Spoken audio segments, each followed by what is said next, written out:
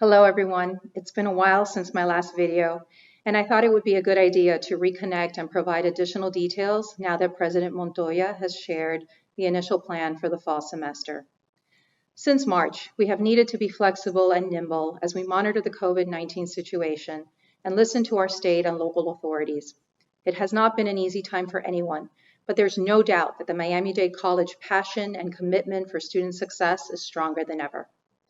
The classroom, be it physical or remote, is the heart, the essence of what we are here to do, and you have demonstrated not only a dedication to teaching, but also a willingness to help our students and community in ways that we may never be able to quantify. The spring and summer semesters have been incredibly successful, even under these challenging circumstances, because of your resolve. We ask that you maintain this momentum and keep the same level of commitment to our students as we prepare for the fall semester. The classroom community that you build and engage is not only serving to prepare students for a productive and successful future, it also provides stability and a sense of normalcy during this time of uncertainty. That's why we've come forward with a plan for the fall that still provides flexibility to pivot as the pandemic necessitates, but also builds on the hope for a return to normal operations and instruction.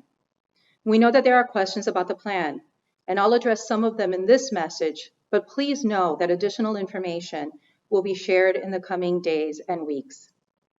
Given the current status of the pandemic, we wanted to provide all of our students and faculty with an additional buffer period before our planned return to campus. This additional time will also allow us to evaluate the progress of the pandemic and whether or not we need to revisit any decisions regarding our planned reopening as well as our safety protocols. Many students are anxious to get back to campus, and we know that the value of those face-to-face interactions between faculty and students are critically important. That's why we wanted to ensure that we return to this valuable engagement as soon and as safely as possible. Although we will not be able to do so right at the start of the term on September 1st, we are hopeful that we will at least be in phase 2 by the end of September so that we can return to face-to-face interactions later in the term. This return will necessitate a shift in instructional modality for some assigned classes if we are able to return to campus-based instruction on September 28. While there may be concerns about a transition from remote to in-person teaching, we ask that you work closely with your deans of faculty, your department chairs, and discipline conveners to devise a plan that would enable your class to return to face-to-face instruction if it is deemed safe to do so. Rest assured that this return to face-to-face instruction will be carefully planned and will need your input, help, and support. With all appropriate safety precautions in place, including socially distant classroom configurations, the return to campus instruction will be carefully organized to ensure your safety and the safety of our students. Please know that we will work with any individual, student, or faculty who has health issues that would prevent them from returning safely to campus. So how will this be handled? We anticipate implementing a rotation schedule for students where a portion of the class attends face-to-face according to the scheduled day and time of the class.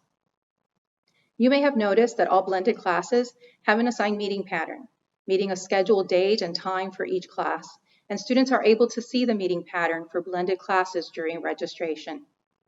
To help illustrate a rotation schedule, here's an example. A Monday, Wednesday, Friday class will have 1/3 of the students meet face-to-face on Monday, another third on Wednesday, and the remaining students on Friday. This configuration allows us to ensure that classrooms are set up with space between desks and you are distanced from the students and the students from each other. We will also be cleaning in between classes and at the end of each day. The remainder of instruction will be conducted remotely. This blended format will allow us to remain flexible and responsive.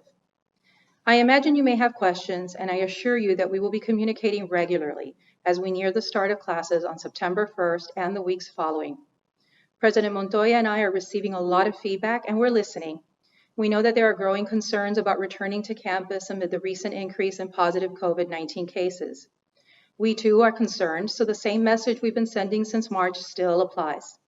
We will take our lead from federal, state, and local health guidelines, and we will always consider your safety and that of our students as the utmost priority.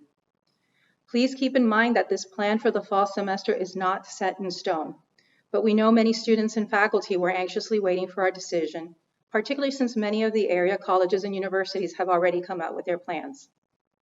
We will continue to react to the pandemic situation with the agility that we responded to it during our spring and summer semesters.